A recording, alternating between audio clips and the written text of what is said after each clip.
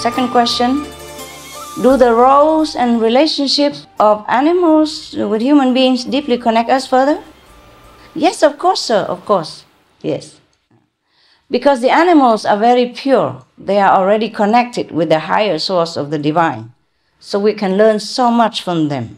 The animal does not have to be large. It could be an ant, which is noted scientifically for his intelligence, or a rabbit. Rabbit is also a powerhouse of love, almost next to the whale, yes, for example. Or even a chicken. You may be surprised. There was a Finnish painter, who told us that when he was feeling down because his day didn't go well, the chickens in his backyard came and sat in front of him. And just by looking at them, he got a sudden energy boost and felt better. Yeah, try it yourself.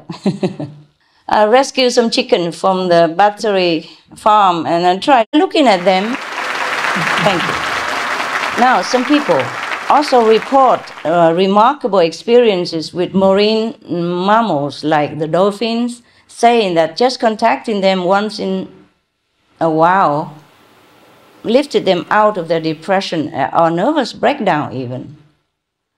And some researchers have even noted a shift in people's brain waves for the better, for more positive, following dolphin encounters. So this has been proven, with lasting changes that include more creativity and even strengthened immune system. Imagine that. Just contact them once a while. So, how is that animals are helping us to reach the golden era? It is through their unconditional benevolent love and merciful nature, Mr. Cantor. I'm sure you know this, or at least you feel it. And their absolute forgiveness, no matter what humanity has done to them. You see, for example, the whale in Vietnam, the big whale that rescued the fishermen in Vietnam, they do know that these are fishermen. They do know that they kill fish for a living, but they still rescue them at sea when the fishermen are in danger. You see, absolutely unconditional and judgmental. This is the love that we humans also house in our hearts, but we have suppressed it because the substance that we took into our body don't help us to develop more of our divinity, but on the contrary, destroy it, or at least suppress it, damage it. So now we have to reclaim it again. Now, speaking of the quality and the unconditional love, I must say something about honoring this love from the animals for all the generosity of spirit and blessings that they bring into our lives. How do we have the heart to kill them and eat them, to enjoy their suffering? You must know this, Mr. Cantor, since you are already vegetarian. I appreciate that. God bless you. Thank you, thank you. For anyone who is not yet vegan or who has not understood why, please inform yourself of the unimaginable, utterly cruel and utmost inhumane treatment involved in meat and dairy production or fishing even, as well as lab experiments or the animal fur industry.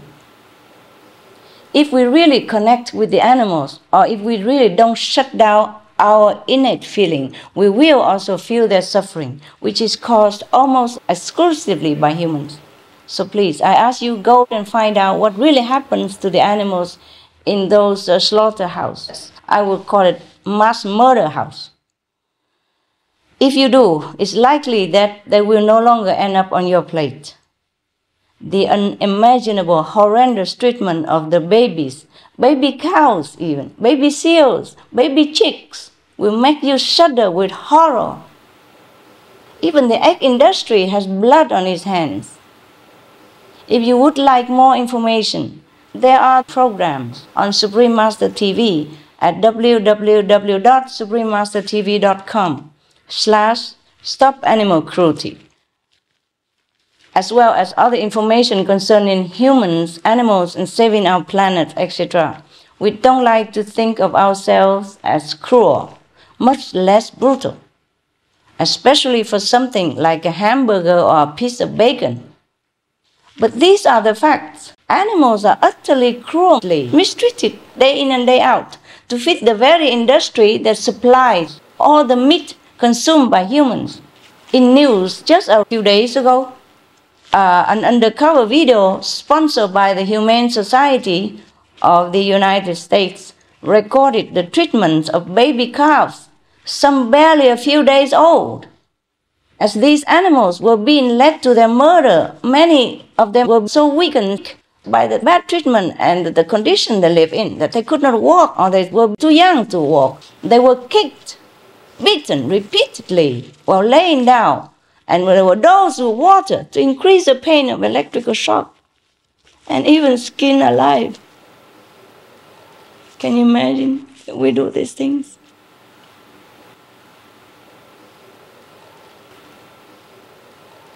It may surprise you to know that this was a certified organic facility. It's not just ordinary animal farm. So now we know that even the animal products you think are somehow more healthy or eco-friendly, this is not the case at all. Please don't eat meat. It's too cruel. In another discovery, undercover recording, baby male chicks were being sent by the thousands down a conveyor belt to a giant meat grinder, alive. Can you imagine a little chicks like this? So beautiful, so cute. And they do this. We humans do this to them. In this factory alone, over 150,000 of the tiny baby chicks are ground up alive every day for dog meat or whatever meat. All because the male chicks cannot lay eggs, so don't make profit for the industry, so they grind them alive. Can you imagine? If anyone does not believe in hell, please go and see these places. Then you will know hell exists right here on our planet. These factories also supply the so-called free-range eggs. Some people think that eggs do not require the loss of life, but they do, very much so. And then there are the horrifying conditions of the pigs, which are extremely clean animals, by the way, scientifically proven. But these intelligent, sensitive beings are locked in crates so small they can't even turn around all their miserable life. But the worst is their actual death process. You see, oh God, I have to tell you, but it's heart-wrenching. First, the pigs are stunned, often unsuccessfully, so leaving them still conscious when they are hung by the feet and cut open with a knife. In fact, they are still alive when they are next put into a vat of boiling water, with videos that have shown them still twisting in pain. Imagine if it's us. Imagine if it's our loved ones. Imagine if it is human. All this for a piece of meat, dead flesh, that often causes even more diseases to humans. Not like it even helps us in any way. Is it really worth it? Tell me, please. Is it worth it? It's not. It's not. You're right. How can we degrade ourselves into such an inhumane, heartless state of being by supporting these cruel, heart-wrenching practices? I ask myself, how can we justify causing that much suffering to another being when the alternative is so easy, affordable, and at hand, and healthy? I hope it is clear that the best and really the only way is to be vegan. This lifts the immense burden of suffering and murdering the innocent from our heart. It can enhance our connection with animals also. The human caregivers at a New Zealand animal sanctuary say that the naturally vegetarian donkeys, they're vegetarian, yes. And there, they make friends with vegetarian human visitors faster than with the meat eaters, because they feel safer without the smell of meat. So the animals, they do know. My dogs, for example, my dogs. I have even a Rottweiler. You know Rottweiler reputation, right? Yeah, okay. Whenever I took him to our group meditation places, you can see it on video also. I'm not making up story to glorify my dog. His name is Goody. When I adopted him, I say, Goody, your race is a Rottweiler.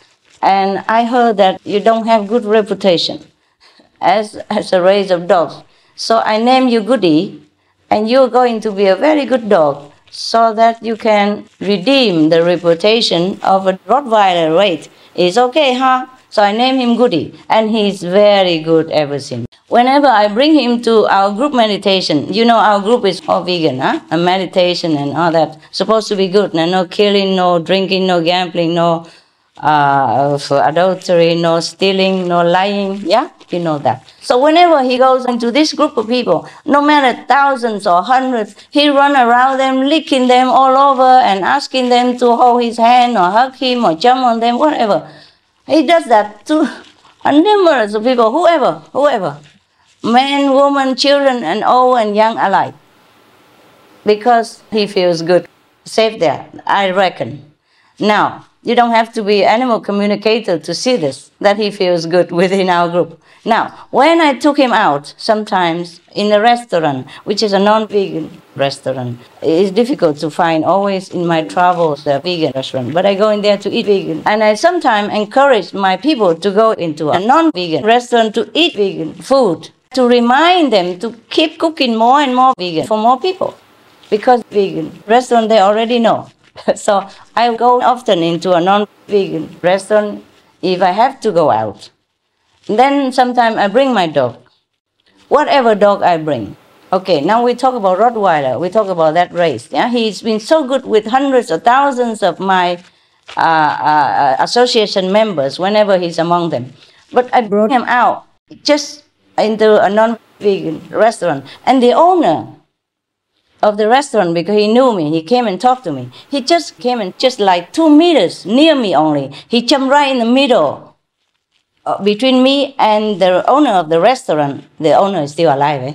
If you want, I can ask him. He jumped right in the middle and sat up straight and looked at him and growled at him already. Growling only, huh? I said, no, don't do that. So the Rottweiler was quiet. Then the man thought he could approach me a little further. He just took one more step and he stood up. The Rottweiler stood up and said, no more. He protects me that much.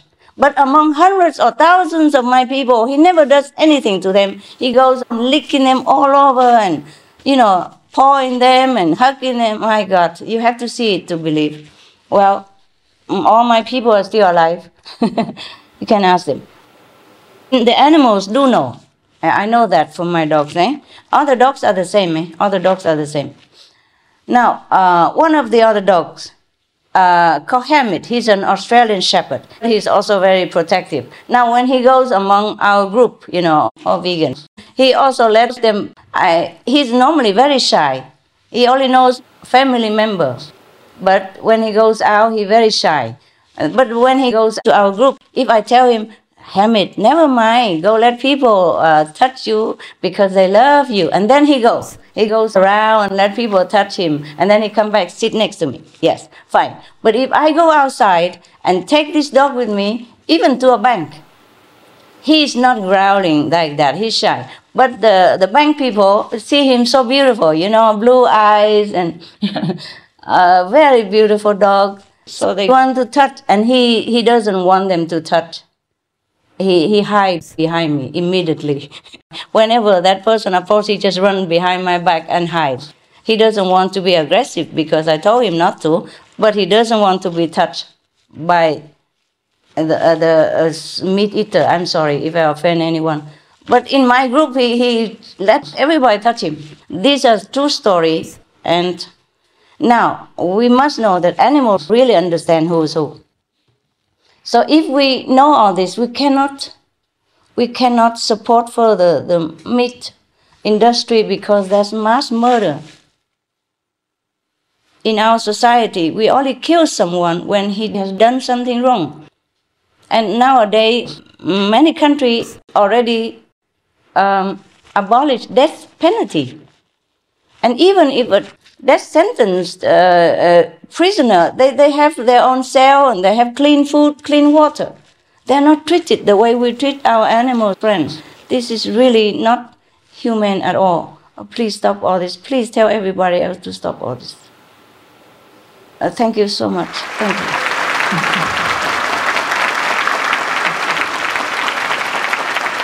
Thank you, Supreme Master Ching Hai, for reminding us how noble our animal friends are and how they contribute to the loving balance of this world. Our next question comes from Marisol Varela, a freelance journalist with the Examiner newspaper in Orlando, Florida. A vegetarian herself, she's an advocate of the vegetarian lifestyle and has written many articles to encourage people to embrace it. Yes, good evening, Supreme Master. I'm very happy to be here and to have been invited to this event and to have the opportunity to go back home and inform everyone who didn't have the same opportunity as me about all the benefits that come from living in this healthy lifestyle. With that in mind, I have a question for you. I recently noticed that there is more and more positive and constructive media happening around the world. That's right. And there are websites that provide not only the good news and television stations as well. So with that in mind, can you please share with us your thoughts and the role of the media in transforming society? Thank you. Of course, they are powerful, Miss Varela. The media has a very important role in our society. Everybody knows that. The printed words are very powerful.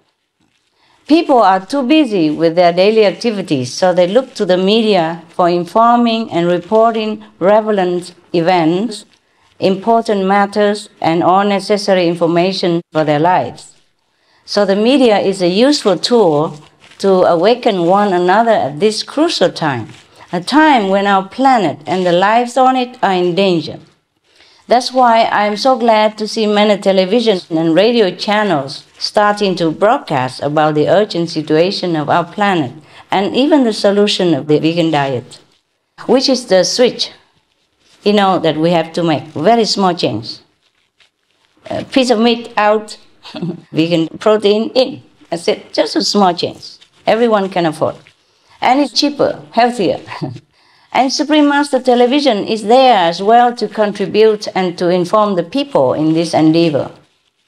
Just recently, Lord Stern in the UK made a statement that the vegetarian diet is better than a meat diet for halting climate change. And the world media came to discuss the topic more actively, almost on every station. And then the Australian and American television channels interview former US Vice President and Nobel Prize laureate, Mr. Al Gore. You know, right? Our hero. You know him. Yes. Everybody knows him by now. Yes. They asked him, the journalists, the reporters, asked Mr. Al Gore to talk about the vegetarian solution as a means to halt global warming, which he recognized as important in curbing global warming. He recognized that. He said that he cut back on the animal diet very sharply. And he said that the vegetarian diet definitely is a solution to curb global warming. So the media helps a lot to point people in the direction of the solution. In fact, the most urgent role of the media right now is to become vegan themselves, compassionate, noble, and doing good deeds, and to inform people of this urgent action. They should be an example, the media. Now we also see that the public is responding with enthusiasm to spiritual topics like meditation, yoga, alternative living, veganism. Yeah, they want to know more about science and spirituality. We are, as a race, the whole humanity, becoming more spiritually minded and reaching beyond just the limited, ephemeral physical realm for something greater, nobler, and higher. I'm so glad we are in this trend. Yeah. And the media is a huge, huge help in reminding people to go in this upward direction. But still, our evolution has been a bit too slow, eh? Don't you think? It's too slow, eh? So, I also look for hope in the good media people such as yourself, Miss Beautiful. And if I may humbly urge you to encourage people through your work to become vegan, to save human lives, animal lives, and the environment.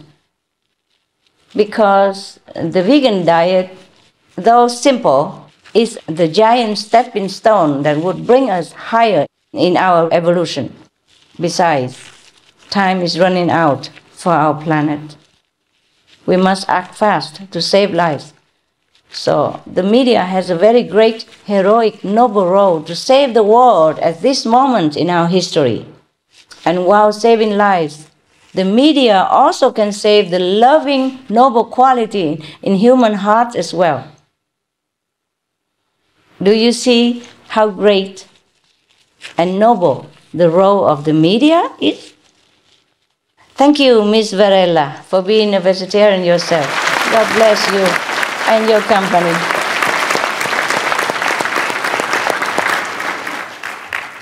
Thank you, Master Ching Hai, for the scope of your vision and for your pioneering role in the creation of Supreme Master Television. Our next questioner is the owner of Paradise Found, LLC, a company that delivers vegan produce to an ever-expanding market in Ohio. Mr. Wow. Randall T. Ball has a question he would like to ask Supreme Master Ching Hai. Welcome, Hello, Mr. Supreme Ball. Master.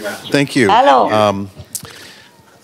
I'm honored to come. A lot of people don't know that Cincinnati is known as Porkopolis. We got our start as the pig capital of the Midwest. So my question is really a very important question, I think, one that I've been asking myself for years, and it relates to the political leadership of this country. And to be able to ask you this in Washington, D.C. seems really powerful. So I wanted to preface it by saying, you know, I'm almost half a century old. When I was growing up, America was known as the land of the free and the leader of the free world and a beacon of light and to the world. And now we've become the leading consumer. So my question is, you know, the American people have demonstrated their compassion and their power since the beginning in overcoming many forces of evil. So right now, how do we, as citizens of America, the ones that are literally consuming the planet, how do we encourage and support greater nobility in ourselves, in our fellow American citizens, and in our government leaders? Thank you. Mr. Ball, good question, sir. Thank you for trusting me with such a great responsibility. I admire the American people very much, sir. You know that. For their faith and open-minded, courageous spirit. And right now, the government leaders need our faith and encouragement more, because we really need their leadership to bring about wide-scale change. We must help provide the government with information about the true cost of the animal diet. Sometimes the governments are busy putting priority elsewhere, you know, sir? Yes. Not that they don't like the change, but maybe they are not completely informed. So we have to inform them, write to them, talk to them, do whatever it takes to inform them, yes, of the true cost of the animal diet. Not just cost life, it costs billions of US dollars every year just for the meat-related sicknesses. Not to talk about how it kills our planet. Huh? You can gather and print it, all this information, and send to your political leaders. If you want, you can go to suprememastertv.com/SOS. We have all the information up to date that we have gathered and reliable and ready material collected there for you. I myself have also written and sent letters and information to the secular and religious leaders of the world, hoping they have time to read. I don't send a lot of books, just short, condensed information. If you want, you can inquire the condensed one that I sent to the leaders of the world. And if they want to know more, or if you want to know more, or your people want to know more, can always log on to www.suprememastertv.com/SOS. That's it. Or just log on to www.suprememastertv.com and ask for any subject you want. And they're all free of charge and ready anytime. And should the leaders take some positive steps, then we should write to thank them also and encourage them, not always criticize and don't thank them when they do the right thing. We should have positive encouragement. You see, we have to encourage them when they do some right things, and so they go further in that direction, or even better, improve. As for the way that meat industry is destroying the environment, our health, and the health and future of our children and the planet, eventually. The numbers, the sheer numbers, should be more than enough to shock any of us into action. Allow me to report to you a few shocking facts from the United States, your country alone. United States alone, yeah? 1, waste of land. Now, in the US, an area more than 9 times the size of California, 9 times California size, is used either for growing farm animal feed or grazing livestock. It's all about animals, nothing about us. That's about 1 billion acres, or 80% of all agricultural land in the US. And about half of all US land being used for meat production. By contrast, less than 3 million acres is used to grow all the vegetables in the country. Imagine that. Number 2, waste of water. Half the water in the US is wasted on production of meat. Just for comparison, 100,000 liters of water are needed to produce 1 kilogram of beef, while less than 1% of this amount, or 900 liters only, is required to harvest a kilogram of wheat. Number 3, waste of food. 90% of all soy, 80% of all corn, and 70% of all grain grown in the United States are fed to fatten livestock. Well, this could feed at least 800 million hungry people, sir. We have hungry people. We have children dying every few seconds because we use too much land, too much water, too much food for livestock instead of on humans. Number 4, pollution. Livestock produces 130 times as much waste as the human population in the US. Can you imagine that? A single pig farm with, say, 500,000 pigs generates more waste yearly than the 1.5 million residents of Manhattan in New York City. In Virginia state, even the poultry farms are producing 1.5 times polluting nitrogen more than all the people living in the same area. We are killing us ourselves. All this waste is unregulated and untreated, you know. There's no law to regulate this and treat these things. So the U.S. Environmental Protection Agency estimates that agriculture, which is mostly for meat production, contributes to nearly 3/4 of the country's water pollution problems. 3/4 of your country's pollution comes from livestock. Now in 1995, one time, 1-acre pig manure lagoon burst in North Carolina. For people who don't know what a manure lagoon is, allow me to explain. It is where they have dig a big lake, and then all the manure and the waste, the urine and all that of the pigs will go in there. And it looks like a lagoon, so they call it manure lagoon. One time, an 8-acre large such pig manure lagoon burst in North Carolina and spilling 25 million gallons of this poisonous waste, twice the volume of the notorious Exxon Valdez oil spill. We complain about oil spill, but this is even worse. Hundreds of millions of fish in the state's New River were killed instantly due to the nitrates in the waste, with further harmful effects once the contamination reached the ocean. This is just one of many incidents, sir.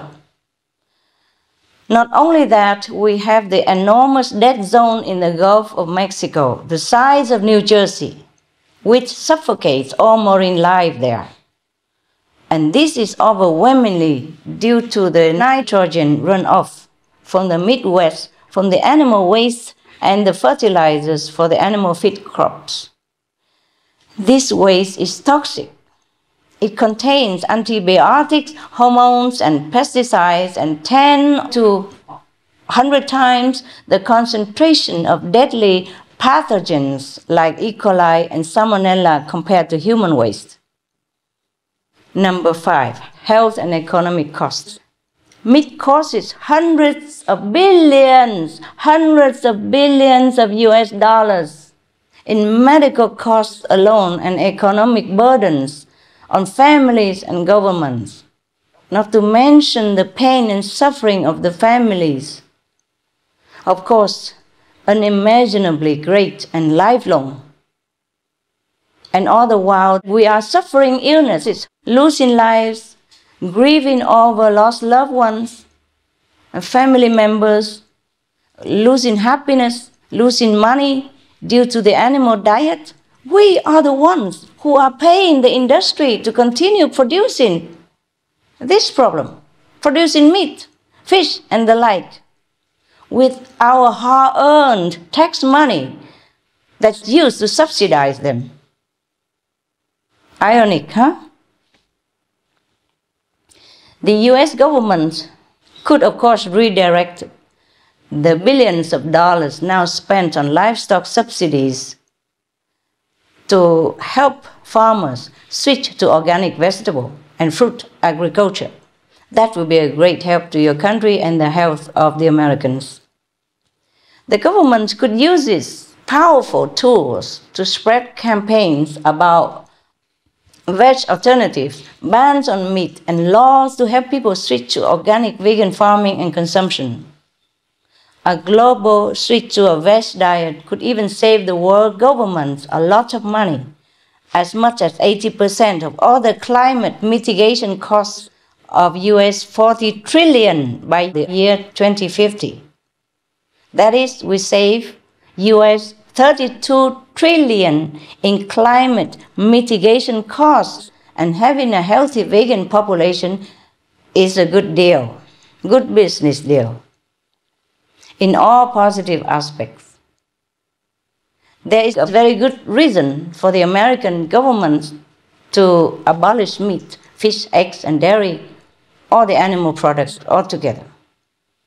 We must stop animal production now, and at all costs, if we want to keep this planet. I repeat, we must stop animal products right now, and at all costs, if we want to keep this planet.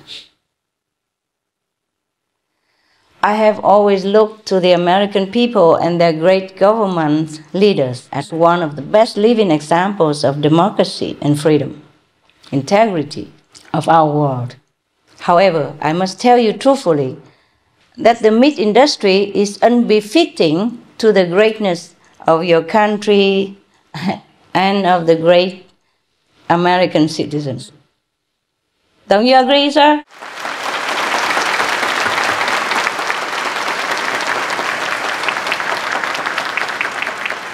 Thank you.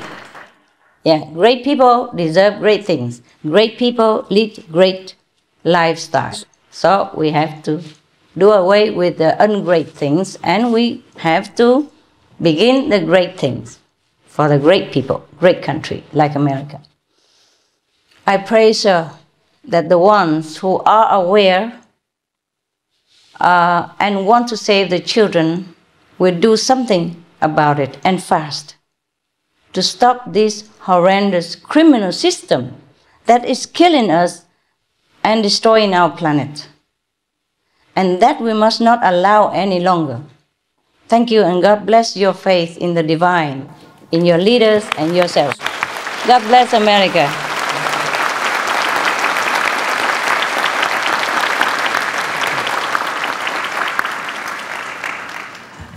Thank you, Supreme Master Ching Hai, for sharing your illuminating wisdom with us. I hope you are not bored yet. Yes or no? No? Yes? No. No? Not you say, the audience I'm asking. You ask them if they're bored and we have to stop. Are you bored? No. Okay, thanks. All right, continue then. Next, we have Mr. Tom Venom, a clinical body worker and a vegan. It's so nice to see you, Supreme Master Ching Hai. This is quite an honor. I'm quite intrigued by the idea of this humanity's leap to the golden era, and the idea of a golden era being here on planet Earth. I have a question about it. It seems as time has gone on, we've evolved to a system where we've had to work to provide for our basic survival needs. Right. How will this system change as we grow into the new era? Will it be more service-based, where neighbors simply provide for one another out of the kindness of their hearts? That would be great. That would be great, sir. Yes, that'd be great. That would be our dream world. It might happen still, yes. It's nice to meet you, sir. You are correct. You are correct. There are systems like that that exist without money, based on what I have seen in more highly developed societies in the universe, such as on other planets, yes. You see, our planet is not ready yet for this system. It's not the system, this or that. It's the people, the concept of life, the concept of the society has to change first. The people's concept, yes. Once they make a switch to change into a more sociable, more neighborly, more like global family-like, then that kind of exchanging system will automatically come to realization, yes. I have seen on other planets, only the people who are more evolved, or the concept has evolved in that direction, more like a community, global community direction, more spiritually. Then they would use that with exchange system, with no money that you mentioned, yes. These planets, they are inhabited by beings similar to us, né? Yes, but they're more beautiful, I'm sorry. Maybe because they're more relaxed, yes. And they are vegan, you know, relaxed, happy, and light conscience, yes. So many of these civilizations are much more advanced than we are, even spiritually, even technologically, mainly because they have developed morally and spiritually to a higher level than ours. As a result, they do everything in a more effective and peaceful way. In our world, we have to earn a living because of the need for physical survival. So we even feel bored at work in many cases. Many people, they work, but they don't love their job. They're not interested. Because they feel forced to do the job just to earn the money. Yeah? Often, because of that, we are forced into some job that we don't even like, or not interested in, or not even capable to do. So often our precious talents and gifts, natural gifts, time and freedom are all lost in the office or in the factory, or at best put on hold for many, many decades until we're retired. And then we are tired to even realize our dream anymore. Or we are too sick for the whole life long of service and being poisoned by being misled into eating meat, cigarette, or whatever. Yes. So when we retire, we're really tired. So all our talents, ability, energy are lost just for maybe a few dollars an hour. And we are the children of God, eh? And we have talents. Many people who have talent, ability, bury their lives into some other mundane, laborious job until they die, unfulfilled. You know that, yes. It's a pity. However, in these more developed places in the universe, everyone is secure and has enough, just like your dream world that you have mentioned. They work, but are able to choose which talents and abilities to share and contribute to the society. Because they do that, so they do their best, because they do what they love to. They have choices, see? Instead of working for money, they produce for the honor and pleasure of contributing. They bring the fruits of their labor or their talents, like their harvest or their services, to a place where they can exchange them with one another for the goods they need. This could be a goal that our world could look forward to. These people in those societies, they can enjoy a lot of time for their leisure and developing their hobbies and their talents, etc., and discover their dormant capabilities as well. So therefore, in such a society, there are many wonderful inventions have been born. And many wonderful things happen because people are relaxed and do what they do best. No one ever worries about lacking physical necessities, so their lives are full of freedom and happiness. Doesn't that sound wonderful, sir? Yes. Sound wonderful to anybody? Yes.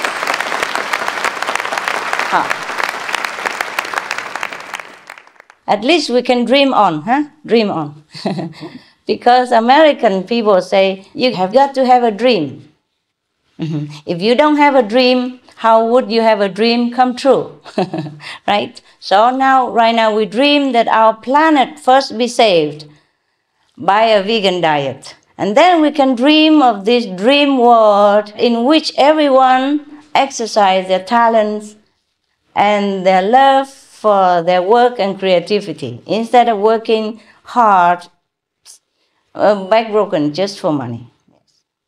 Now, wouldn't it be nice to have this kind of free and happy society, eh? Yeah. Well, if I might add, all such societies are also vegan, I told you. The concept of life is very clear, very selfless, unconditional, very intelligent. I have not seen a single civilization so advanced and happy, joyful. That is not a vegan society. According to precedent, non-violence is, in fact, vegan, a requirement for advancing to the next levels of civilization. In those societies, they only take what they need, and their needs are so few. Because once we change our concept, we live a freer life. Our soul are less burdened, our hearts are more open, our mind is so happy. We need very little in life to feel contented, because we are not burdened by the guilt of murdering innocent animals. We are not burdened by the obligation to earn a living, to pay tax, to pay electricity, to pay whatever, all the basic necessities that should be free for everyone. Now, In those societies, they don't have this burden. So they are free to develop, and they develop so much. And so they're happy. When you're happy, you don't need much. You really don't need much because you're spiritually also fed, emotionally also satisfied. And as you notice yourself, when we're happy emotionally, physically, mentally, we hardly need anything, yeah? Remember, when you fall in love, you hold hand all day, you don't even want to go to eat anything. Lie in bed all day talking nonsense together, and you're not hungry. You're happy. You feel you don't need anything. You feel you just need that place, that little room, that's enough. Now, the taking of another being's precious life, including the life of an animal, no matter how small, certainly never happens in an intelligent and civilized society, as I have seen it. Members of such a true civilization would never oppress, torture, or murder the weak, defenseless, and innocent animals that have never done anything wrong to them, but on the contrary, treat all life with utmost respect and protection, like they would their own life. Furthermore, they don't take up their planet's resources needlessly to try to breed and raise animals for the pleasure of their fleeting enjoyment of the palate. They are frugal and sensible. Perhaps we can someday join the ranks of the highly developed planets. Maybe we can even learn from them and exchange goods with them. There is much we could look forward to on our own planet and beyond. But first, we have to save it by being vegan. That's the only solution right now. We don't have time for anything else. Thank you, Mr. Goodheart, for being with us. And for doing your part. God bless you. We are so grateful for your fascinating vision and elevating wisdom, Supreme Master Ching Hai. Next, we have a question from Mr. Steve Ma, the founder, president, and GEO of the organization Live Green, and he also is a devoted vegan. The letters GEO stand for Green Executive Officer. Oh, yeah? GEO, not CEO, huh? Wonderful. Hello, Supreme Master. Hello, GEO.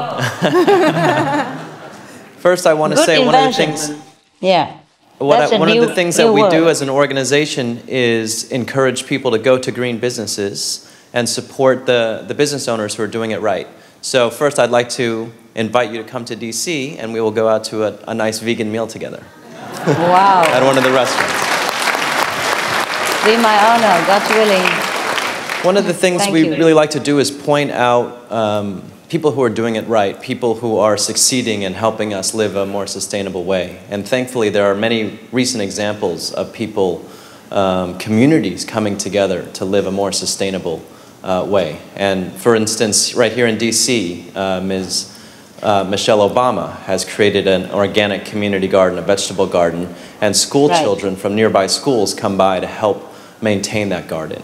So I want to know from you specific examples of things that we can do together as communities to really bring about a sustainable planet. Right. Good question. Good question. Yeah. Bravo to America's First Lady, Michelle Obama. She is my First Lady. Wonderful. That is the true First Lady, huh? She has taken the lead by example. You know, in our old system of kings and queens in China and Vietnam, we call the queen mother of the nation. So Mrs. Michelle Obama is worthy to be called that. She has taken the lead by example. She even said that her family feels more energetic and healthier from eating the organic vegetable, local grown. Imagine if every neighborhood in the United States had an organic veggie garden like that. for sharing fresh, healthy vegetables with everyone. There are reports about organic vegetable farming that it is quite profitable. And the demand for organic vegan foods now is growing faster and faster around the world. So one thing we can do is to encourage more organic vegan farmers markets. Farmers markets are more and more popular in the United States now because it's fresh, it's quality, and it's local. So there is less transportation pollution. But interestingly, studies show that eating locally is not as good as eating vegan. For example, scientists at Carnegie Mellon University calculated that a vegan diet reduces over 7 times the emissions compared to a 100% local meat diet. So, see, eating vegan is better than eat local even, local meat. In Spanish, loco means crazy. We don't eat local meat. Now, in another study, FoodWatch in Germany found that switching from a meat diet to an organic meat diet saved only 8% of emissions. But switching to a non-organic vegan diet, even non-organic vegan diet, reduced 86% of emissions. So we save the planet by being vegan, even non-organic even. So actually, organic is good. Local is wonderful. But the first step is at least being vegan, organic or not. Organic, of course, is the best. Because when we plant all the tillable acres on our planet organically, then the CO2, the carbon dioxide, which exists already in our atmosphere, will be absorbed 40%. And the other 60% we take care by being vegan. Then we are happy. Our planet definitely will survive. Now, the vegan lifestyle is the greenest lifestyle. Right or not? Yes? Yes. Thank you. Thank you. Good children of God. Because even organic meat is actually not eco-friendly at all. It requires even more land and more energy than the non-organic meat in meat farming. Can you believe that? So it doesn't even help to try to raise animals organically. The so-called sustainable free-range organic poultry, for example, needs 20% more energy and has a 20% higher, bigger impact on global warming than non-organic poultry farms. Think about that. So we have been misled all the time. This is a terrible thing about this negative power in this world. It makes us believe things that are not good for us at all. From now on, we have to try to do research and believe only what's good for us. And we have to research until we really find that this news, this information is truly reliable and believable. By example, by proof. Otherwise, just don't listen to anything anybody else says if they don't prove it. Similarly, organic eggs were found to have a 14% higher carbon footprint than non-organic eggs. So there we are. And even though you don't use fertilizers, the benefit could be cancelled out because of the increased land use. Therefore, only the vegan lifestyle is truly sustainable. Now, once we become vegan and urge others to join through grassroots seminars, flyers distribution, letters, email, whatever, we could practice sustainability in other ways. As I have suggested before, we could plant organic vegetables and trees. Better still are those fruit trees and nut trees and those vegetables or legumes like beans and stuff that need little water. That we can do research to know which ones need less water, because right now we are short of water as well. We are short of everything right now. So we should be frugal, not to waste precious energy and water. use our own shopping bags even. We encourage sustainable energy development, and we can write or talk to the government and the media and the farmers even, because we really do need all the help from the government, from the media, to accelerate the trend. Another good way to quicken our movement to a sustainable planet is to generate more positive energy. Do good deeds and be loving and kind. Expand our loving quality. This is what will create a shield, invincible, to protect us and the planet. Finally, we can pray that divine power manifests on earth to awaken leaders, the media, the influential people, and all the world citizens to take the right steps to preserve our planet and fast before it's too late. Because at this point, we do need heaven's intervention to save our planet. Not to pray to them to protect us, just to pray so that they awaken everybody to the solution of vegan diet, because that is the solution that will save our planet. If we can do these things, starting with being veg, we would realize not just a sustainable planet, but a real paradise of peace in our lifetime. Thank you, and heaven bless you for being a vegan. A handsome vegan. Thank you, Supreme Master Ching Hai, for sharing your most wonderful and insightful answers to these thought-provoking questions. Thank you. Our final question for today comes from Ms. Julie Johnson, a teacher, adult educator, and former coordinator of environment and sustainability programs at an independent boys' school in Canada. Supreme Master Ching Hai, I'd like to say hello from Canada. My husband and I are visiting from Canada, and I know there are lots of Canadians helping out with the conference today. Hello. And we'd like to let you know that you're a climate hero in Canada as well as here in the States. So thank you for that. Oh, climate hero, I like that. I like that. But I would like to save that title for all the people in the world who are doing more than I do and who are trying more than I do in their own way to save lives. By the way, I also thank them from the bottom of my heart for this opportunity. Thank you, all of you, for being heroes. Thank you, all of you.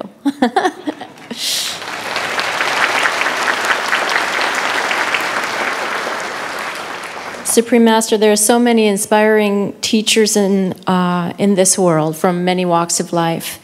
And these educators treat children as whole beings. And in addition to teaching skills and knowledge, they also instill good values in our children.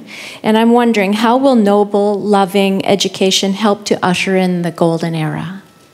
Ah, good. Noble education. Yes. Hello, Canada. I have been in your beautiful country and met the kind people of Canada. Very safe country. Also because your country is peaceful, you know, make no enemies anywhere.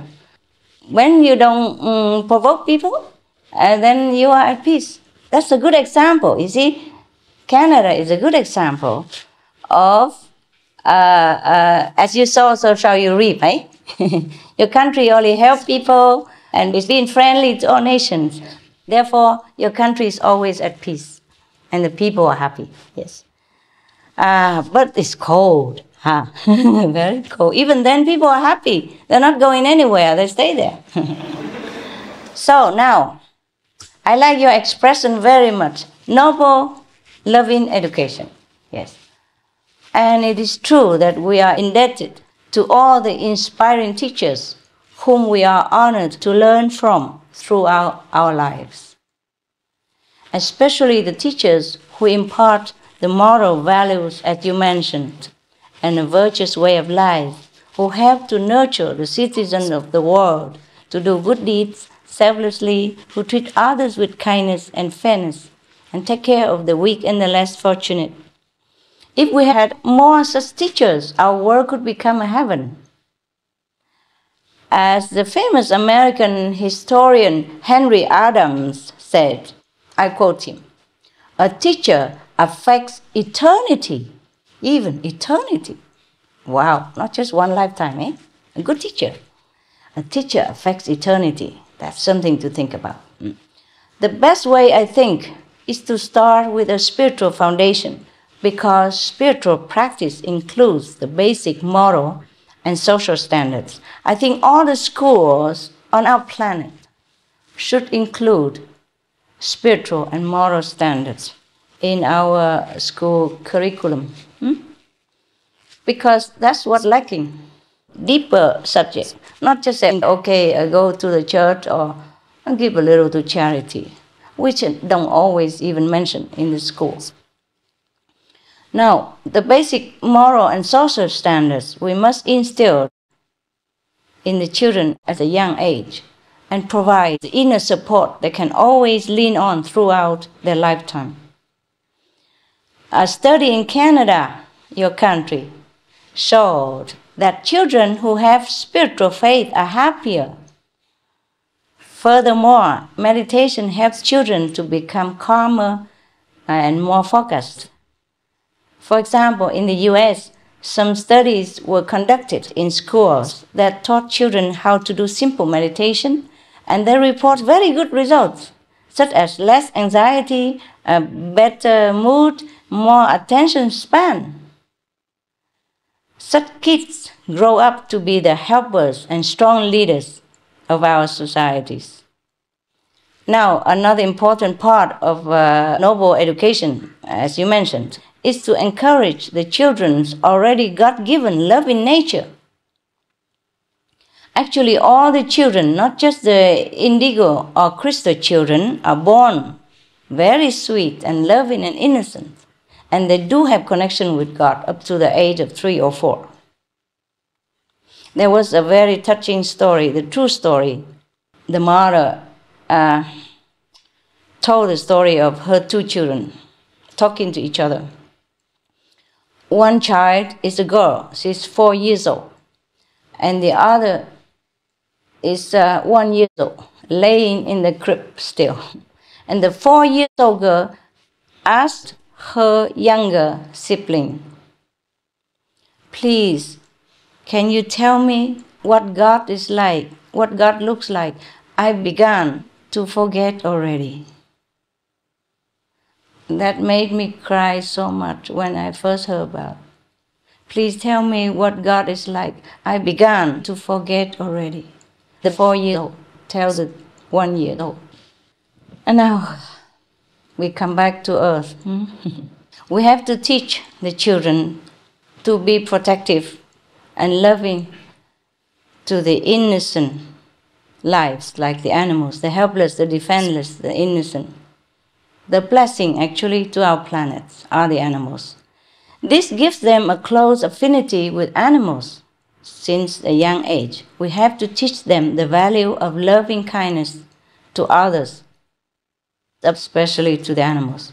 It is up to us to not suppress or deny them their love for the animals.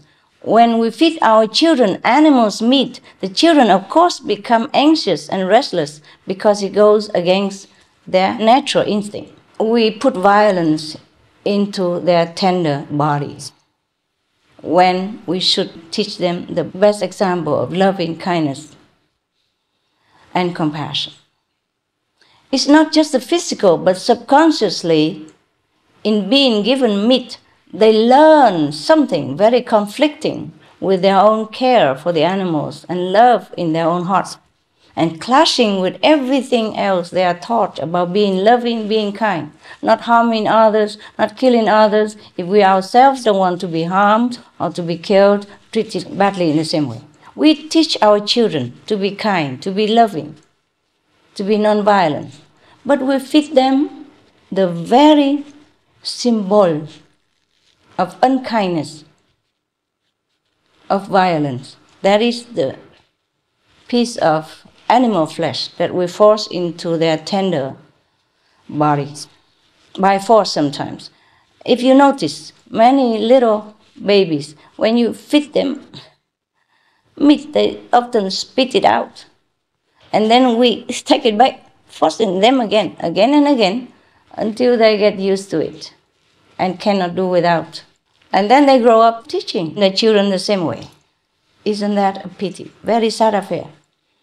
But it's not really the parents or the teachers' fault. It's not our fault, because we ourselves were taught the same, as I have told you.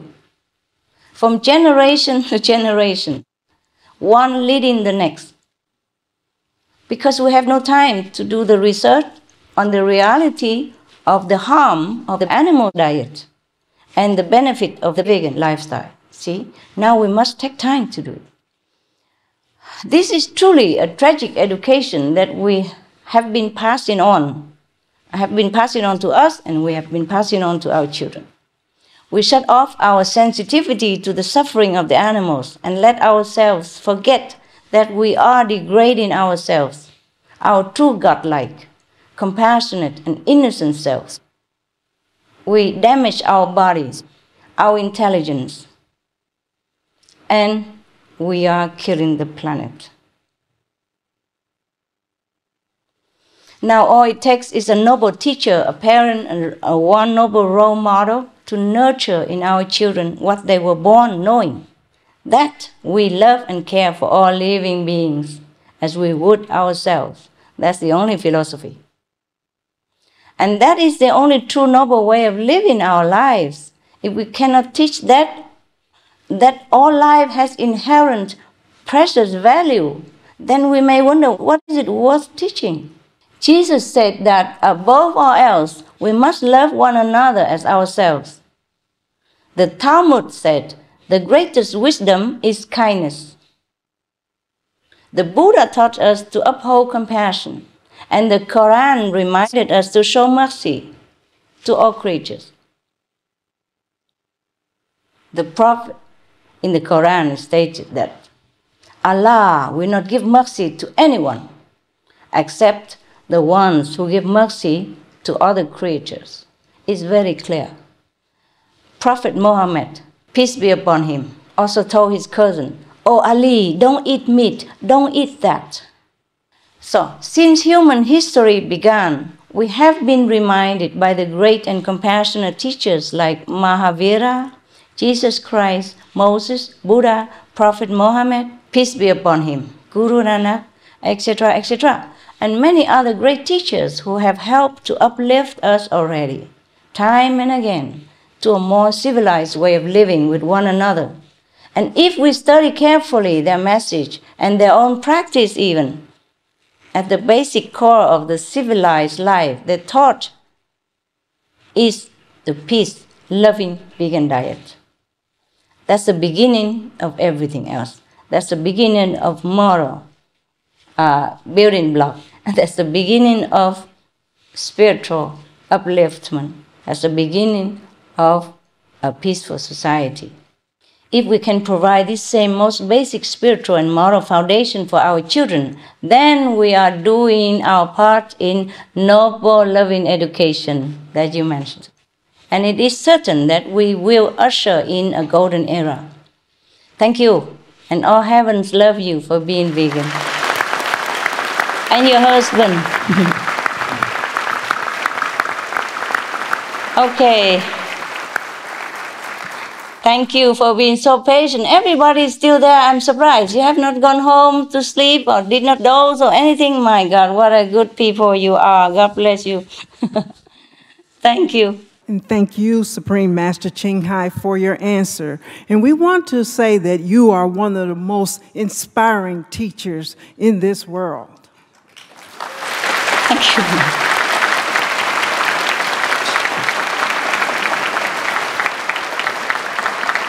Thank you. Thank God for blessing me with such privilege. I really thank heaven every day that I'm in a position to be able to contribute some humble goodness to the society. And thank you for being good audience. Thank you for your good questions.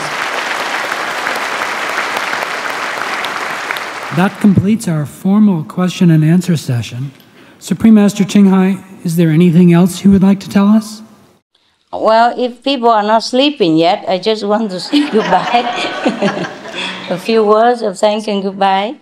You see, I am grateful also for the questioners, because their questions are very, very thought-provoking, very enlightened, very concerned, very loving. Their enlightened questions, their sincere attention, support, and love for the planet give me the inspiration to give a good answer. You see, they say good answer is because of good question, no? And most of all, I appreciate all of your willingness to join hands in helping ensure the future for our world. If we act now and together while we still have a chance and we still have some time, we can step into a world of our most splendid dreams and beyond. Thank you for good questions.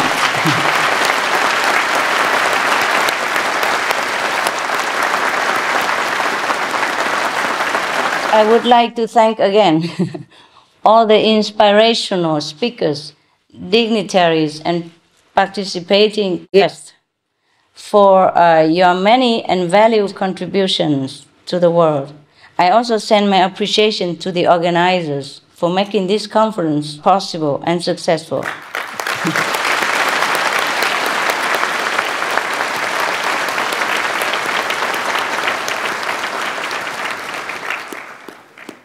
I can imagine how much hard work, dedication, and loving kindness has been put into this conference in order to make it as beautiful as it is. Yes. And because of that, we have all the beautiful, supportive, lively, good-looking audience. Thank you.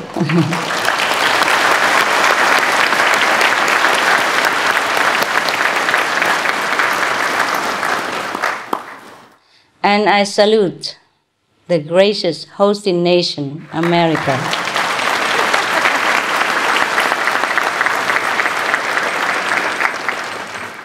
As well as the capital of this great nation, Washington, D.C. As the speakers have said today, in so many ways, we must all rise to what is needed by the planet now and to what we know we can be. The time has come for us to change, evolve, grow, and stand tall as the rightful crown of creation, the benevolent rulers and protectors, and heaven's children on earth. I pray that each of us may walk away from this important event much more encouraged, much more knowledgeable, and readier than before to go forth in the direction of righteousness, justice, and love. Together, let us make the unprecedented leap to the golden era, to the time of compassion, harmony, kindness, and true peace that awaits us. I know that we can do it. Yes, we can, right? Yes, we can? Yes, we can.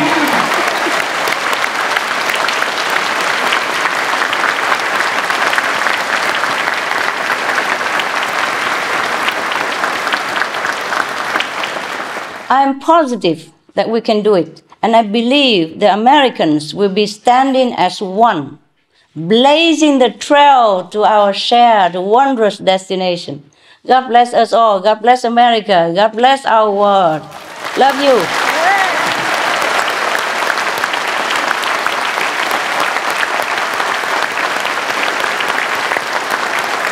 Splendid people, wonderful people. Thank you so much. Thank you so much. I'm also standing for you.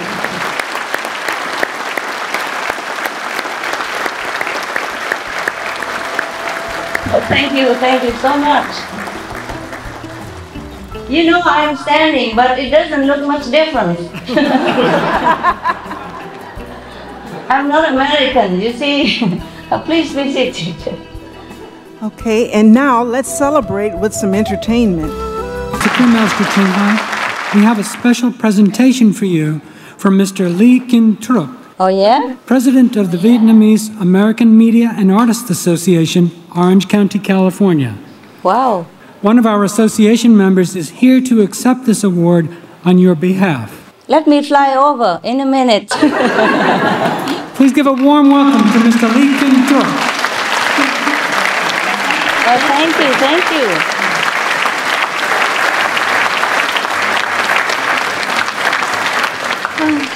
Oh, thank you. Inscription reads, on behalf of all the people inhabiting this green world, I would like to thank you, the organizing committee, and the Supreme Master Ching Hai for all your compassionate work. Lee Kin Truk. Oh, thank you.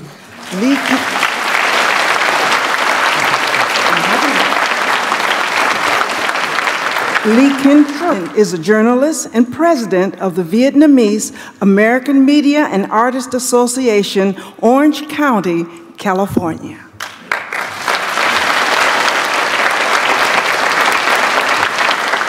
Cảm ơn nha. Good evening, Supreme Master Ngài. Good evening. Good evening, everyone. I am a Vietnamese. I am a journalist. The Vietnamese community is Orange County, Southern California. I am very happy and honored to be here. And I am thank you very much, Supreme Master Ngài. I thank you.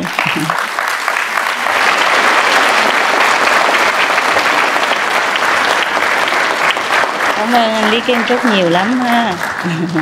Chúc gia đình mạnh giỏi ha. Many thanks for your thoughtfulness, Mr. Lee Kin Thuở. Your work as a dedicated journalist is appreciated. Yes. Gửi lời thăm mọi người ở mọi ký giả ở bên nhà nhé.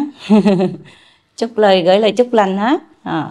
I send my love and regards to all the journalists at home there. And my best wishes and regards. And thanks for the award. Thank you. God bless you. Oh, in case you didn't know, he also opened a couple of vegetarian restaurants.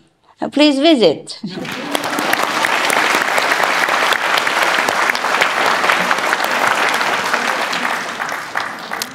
Supreme Master Ching Hai, we are very grateful for you sharing your time and your wisdom with us this afternoon. Before leaving us, would you like to share a final message? Wow, I thought everybody should go and have a vegan gourmet dinner. Are you hungry? Okay. I just want to say thank you again. God bless you all, and God bless great America. Thank you so much. Please tell me we can be veg, go green, do good deeds, and save the planet. Say yes. So be it. Bless you. We will save the planet with your help. Good night. I love you all. God bless you. God bless us. God protect the planet. See you sometime. So long and much love. Love from my heart. We wish you all the very best, Supreme Master. I wish you all the best also. My love. Bye-bye, love.